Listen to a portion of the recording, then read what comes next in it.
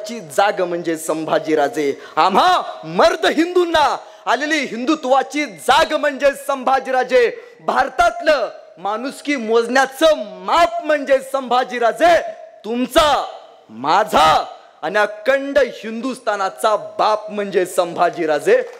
तुमचा, माझा आणि अखंड हिंदुस्थानाचा बाप म्हणजे संभाजीराजे. मग संभाजीराजांचा इतिहास वाचत असताना एक गोष्ट नेहमी लक्षात येते. संभाजीराजांच्या काळात एक 12 वर्षाचं पोरग होतं. बाहेरच्या राज्यातनं ते आमच्या राज्यात आलं. एका शेतकऱ्याला भेटलं आणि शेतकऱ्याला म्हणालं, असा कोणी माणूस आहे, असा कोणी माणूस आहे जो लोककल्याणकारी काम करतो, रयतेचं काम करतो. संभाजीराजांच्या रक्तात लढण्याची प्रेरणा कुठून आली तर ती महाराजांच्यामुळे आली. तो विचारतोय 12 वर्षाचा पोरगा, असा कोणी माणूस आहे जो रयतेचं काम करतो. शेतकरी म्हणला, एक माणूस आहे. काय नाव त्या माणसाचं? त्या माणसाचं नाव शिवाजी राजा. बर का, शिवाजी राजा. 12 वर्षाचं पोरग म्हणतं, एकदा आयुष्यात फक्त एकदा मला त्या शिवाजी राजाला बघायचं आहे. 32 मनाच्या सोनेरी सिंहासनावरती बसलेला राजा कसा दिसतोय फक्त एकदा बघायचा आहे. तुला शिवाजी राजाला बघायचा आहे? होय जी. काय करतोस रे तू? काय नाही जी, गाणं लिहितो, कविता लिहितो. माझा राजा तुला भेटायचा ना? माझा राजा स्वर्गात भेटेल. स्वर्ग म्हणजे कुठे? माझा राजा रायगडावरती भेटेल. 12 वर्षाचं पोरग शिवाजी महाराजांना आणि त्यांचा पोरगा संभाजी राजा लहान होता, पण त्याला पाहण्यासाठी या डोंगरातनं त्या डोंगरात कडेकपऱ्यातनं पळत सुटलं. ते आलं रायगडाच्या पायथ्याशी. त्याला भेटले महाराजांचे सेनापती, महाराजांचे पिये. सेनापतींनी विचारलं, काय काम काढलंस? काय नाही जी, एकदा शिवाजी राजाला बघायचा. एकदा माझा राजा कसा दिसतोय फक्त एकदा बघायचा. खूप ऐकलंय त्या पोराबद्दल, त्या राजाबद्दल. एकदा शिवाजी राजाला बघायचा आहे. तुला शिवाजी राजाला बघायचा आहे? होय. काय काम करतोस? काय नाही जी, गाणं लिहितो. मग विचारलं महाराजांच्या सेनापतींनी, महाराजांच्या पियेंनी, काय रे शिवाजी राजांवरती एखादं सुंदर असं गाणं लिहिलं असशील की? मग नाही बा म्हणला, ध्यानातच नाही राहिलं. मग एक काम कर, रायगडाच्या खाली जा, 10 दिवस थांब आणि छत्रपती शिवाजी महाराजांवरती एक सुंदर असं गाणं लिहि. पिये महाराजांचे चायपेक्षा किटली गरम, कुठलीच गोष्ट पास होत नाही. ते 10 दिवस खाली गेलं. त्यानं राजांवरती सुंदर असं गाणं लिहिलं आणि आलं भेटायला सेनापती. राजांवरती उत्तम गाणं लिहिलंय. सेनापती म्हणले, ऐकव. आणि त्या 12 वर्षाच्या पोरानं छत्रपती शिवाजी राजांवरती लिहिलं सुंदर असं गाणं ऐकवलं. सेनापती म्हणला, बहुत खूप, चला तुला राजाची भेट घालून देतो. त्याला धरलं, राजांच्या समोर आणून उभं केलं. ते गाणं आयुष्यात आपण एकदा तरी ऐकलंय. ते गाणं आयुष्यात एकदा तरी आपण स्वतःच्या स्टेटसला ठेवलंय. महाराष्ट्रात असं एकही वाद्यपथक नसेल ज्या वाद्यपथकानं ते गाणं वाजवलं नसेल. ते गाणं महाराज जिवंत असताना लिहिलंय, महाराजांच्या हयातीत लिहिलेलं एकमेव गाणं. तर राजांच्या समोर आणून उभा केलं. सेनापती म्हणले, महाराज तुमच्यावरती उत्तम गाणं लिहिलंय. महाराज म्हणले, ऐकव. आणि ते 12 वर्षाचं पोरग राजांवरती लिहिलं सुंदर असं गाणं ऐकवायला चालू झालं. त्याच्या साईडला संभाजीराजे 16 देखना बघत होते. माझ्याबरोबर सगळ्यांनी टाळ्या वाजवायच्या, हात वरती करा. मला माहिती आहे आमच्यापेक्षा तुम्ही विकासात पुढे आहे, पण माझ्या बरोबर वाजवायच्या. आणि ते 12 वर्षाचं पोरग संभाजी राजांवरती शिवाजी राजांवरती लिहिलं सुंदर असं काव्य म्हणायला लागलं. ते असं म्हणतं, इंद्र जबी जंब पर, बाण वसु वंब पर, रावण सर दंब पर, रघुकुल राजे पौन बारी वाह पर, संबुरती नाह पर, जोस अस बाह पर, राम द्विज राजे, दावा द्रुम दृंड पर, चित्ता मृग झुंड पर, भूषण वितृंड पर, जैसे मृग राजे, तेज तम अंश पर, कन्न जिमी कंस पर, योमलच बंस पर, शेर शिवराज हे, शेर शिवराज हे, शेर शिवराज. गाणं प्रत्येकानं ऐकलंय. त्या कवीचं नाव कविभूषण. महाराज म्हणाले, कविभूषण इतकी सुंदर कविता लिहिलीत, बोला तुम्हाला काय बक्षीस देऊ?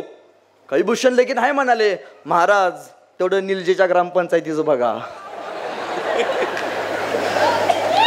रक्त वेगळं होतं का? कुठं जिल्हा मध्यवर्ती लावताय का बघा. नाही, महाराज तो कवी म्हणतोय, महाराज हिरे माणिक मोती ह्याहीपेक्षा छत्रपती शिवाजी महाराज आणि छत्रपती संभाजी महाराज ही सगळ्यात मोठी आमची दौलत आहे. अनेकांनी समर्पण केलं या मातीला. हा इतिहास धर्मासाठी लढायचा, धर्मासाठीच मरायचा. हा संभाजीराजांच्या कुठून पेरला तर या शिवरायांच्या मावळ्यांच्या पराक्रमातून पेरला. हे देखणं सोहळं संभाजीराजा डोळ्यांनी बघत होते. एकदा असंच शिवाजीराजे असताना तानाजी मालुसरे राजांना भेटायला आले आणि राजांना म्हणाले, राज रायबाचं लगीन काढले बर का. राजा तुम्हाला रायबाच्या लग्नाला ये लागते बर का. राजा जोपर्यंत तुम्ही माझ्या रायबाच्या डोक्यावरती अक्षता टाकत नाही तोपर्यंत मी माझ्या रायबाचं लगीन करत नसतोय बर का. राजे म्हणले, अरे तान्हा रायबाचं लगीन काढला सोय. हा होय राज तुम्हाला ये लागते बर का. राजे म्हणले, अरे तान्हा कोंडाणा घ्यायचा म्हणतोय रे. सरदेशी मागे सरले, हातातला पत्रिका फेकला. राज म्या जाणार. अरे तान्हा तुझ्या रायबाच्या लग्नाचं काय नाही राज, आधी लगीन कोंडाण्याचं मग माझ्या रायबाचं. घोड्यावरती बसला, पत्रिका फेकल्या आणि गेला गेला गेला गेला. तानाजी असा गेला, रायबाच्या लग्नाला परत आलाच नाही. गड आला पण सिंह गेला. अनेकांनी बलिदान दिलं या मातीसाठी. आमचा शिवा काशीद महाराजांनी विचारलं, हे शिवा जातोस. शिवा म्हणला, राजा एकदा संधी द्या बर का. एकदा संधी द्या राज. आजपर्यंत शिवा काशीद न्हावी म्हणून लय फिरलोय राज. एकदा संधी द्या राज. शिवाजी राजा म्हणून मरतो. एकदा मरायची संधी द्या राज मला. जगण्यासाठी नाही, माणसं मरण्यासाठी स्पर्धा करत होती संभाजी राजांच्या आणि शिवाजी महाराजांच्या काळात. महाराजांनी विचारलं बाजी काकांना, बाजी काका चला सोबत. नाही राज, लाख मेले तरी चालतील पण लाखाचा पोशिंदा जगला पाहिजे. अनेकांनी समर्पण केलंय हो. कधी प्रश्न पडलाय का हो. आपण कपाळाला कुंकू लावतो, अनेक माईमाऊली आहेत कपाळाला कुंकू लावतात, आपण गंध लावतो. कधी प्रश्न पडलाय प्रत्येक माईमाऊलीला कपाळाला कुंकू लावताना. तानाजी मालुसरे ज्यावेळी लढायला गेले त्यावेळी त्यांच्या बायकोला काय वाटलं असेल हो. पोराचा मंडप तयार आहे, पोराला हळद लागले आणि बाप लढायला चाललाय. काय वाटलं असेल त्या पोराला. माहित आहे गेल्यावरती बाप माघारी येणार नाही. त्याच्या बायकोला माहित आहे तानाजी मालुसरेंच्या गेल्यावरती नवरा माघारी येणार नाही. अशी माणसं कुर्बान केली हो या मातीसाठी. अशी माणसं. शिवाकाशीच्या बायकोला 4 वर्षाची पोरगी होती. काय वाटलं असेल त्या शिवाकाशीच्या पोरगीला. बापाला जाताना बघायचा, आज बाप शिवाकाशीत म्हणून चाललाय पण मरताना छत्रपती शिवाजी महाराज म्हणून मरणार आहे. 392 वर्षापूर्वी अनेक माय माऊलींनी स्वतःच्या स्वराज्यासाठी, या रयतेसाठी, रक्षणासाठी हातातल्या बांगड्यान कपाळावरचं कुंकू पुसून घेतलंय. त्यावेळी या हिंदुस्थानातल्या माय माऊलींचं कुंकू वाचलंय हे फक्त या राजामुळं.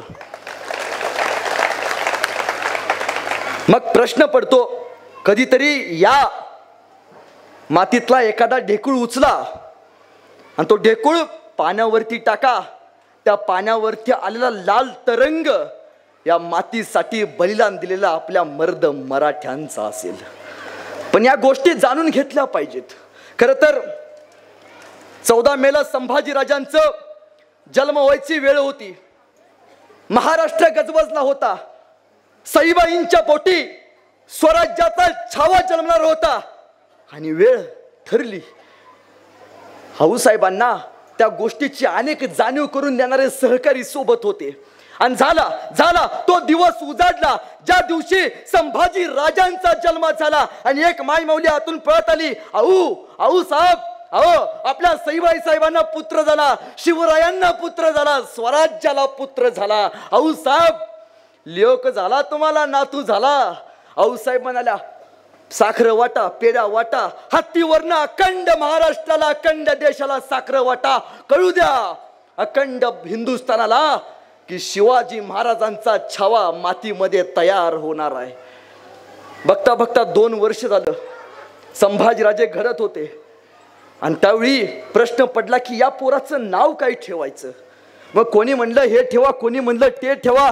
त्यावेळी मासाहेब जिजाऊ समोर आल्या आणि स्वराज्याची जननी म्हणाली, ह्या माझ्या शिवबाच्या पोराचं नाव शिवाजी महाराजांचे थोरले बंधू संभाजी महाराज ज्यांना फितुरीनं मारलं त्यांच्या नावावरनं आजपासून हा शिवाचा छावा छत्रपती संभाजी महाराज म्हणून मिरवेल.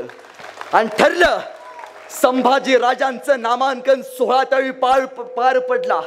बघता बघता त्या पोराच्या अनेक संकटांना सामोर जायची जिगर माँसाहेब जिजाऊंनी त्या पोरामध्ये निर्माण करायचा प्रयत्न केला. पण 2 ते 2.5 वर्ष झालं आणि 2.5 वर्षानंतर संभाजी राजांच्या मातोश्री सईबाई साहेबांचं निधन झालं. एवढंच माहिती आहे आपल्याला. पण तुम्हाला माहिती आहे, ज्यावेळी सईबाई साहेबांचं निधन झालं त्यावेळी या स्वराज्यावरती अफजल खान आला होता. शिवाजी महाराज बायको मेल्यानंतर 2 दिवस नाही थांबले, 3 दिवस नाही थांबले. बायकोला शेवटचं बघितलं, पोरला शेवटचं बघितलं. राजा घोड्यावरती बसला आणि प्रतापगडावरती गेला. ताईंनो, या माणसानं स्वतःचा संसार नाही केला, या माणसानं स्वराज्याचा संसार केला. म्हणून तुमचा आणि माझा संसार फुललाय हे फक्त छत्रपती शिवरायांची पुण्य आहे. पण बघा ना, 2 वर्षाचं वय आहे, बाप सोबत नाही, आई निघून गेले. काय वाटलं असेल त्या पोराला? पण नाही, संभाजी राजे म्हणजेच संकटाला मात देण्याचं धाडस होतं. संभाजी राजांचं नामांतरण झालं, पण संभाजी राजांना दूध कोणी पाजायचं? 2 वर्षाची पोराची आई गेली, दूध कोणी पाजायचं? शेवटी माँसाहेब जिजाऊंनी काही गावातल्या बायका बोलवल्या.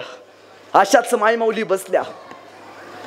त्यावेळी जिजाऊ म्हणाल्या, माझा शुभा लहान होता, त्या शुभाला मी माझं दूध पाजून रक्त तयार करून त्याला असा लढायला उभा केला.